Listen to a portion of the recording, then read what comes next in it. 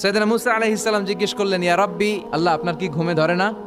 আল্লাহ বললেন, কোনো কথা বলা যাবে না, দুইটা গ্লাসের ভেতরে পানি নাও, পানি ভর্তি গ্লাস নিয়ে তুর পাহাড়ের উপরে দাঁড়াও। সাইয়েদনা মুসা আলাইহিস সালাম দাঁড়ালেন। আল্লাহরে আবার জিজ্ঞেস করলেন, আল্লাহ আমি জিজ্ঞেস করলাম কি আর আপনি করতে বললেন কি? আল্লাহ বললেন, কথা বলো না, যা বলেছি তাই করো।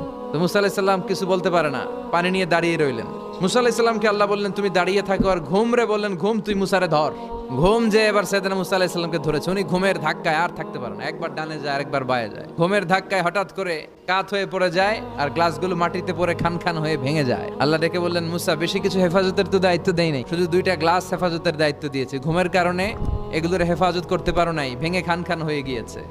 আমি যদি তোমাদের মতো ঘুমিয়ে যেতাম তাহলে পৃথিবীর সাথে সূর্য লেগে, সূর্যের সাথে চন্দ্র লেগে গোটা মহাবিশ্বটা এভাবে গ্লাসের টুকরার মতো খান খান হয়ে যেত রে মুসা। এজন্য লা তাখুযুহু সিনাতু ওয়ালা নাওম, আমার ঘুমেও ধরে না, ঘুমের আগে যে তন্দ্রা আসে ওইটাও ধরে না।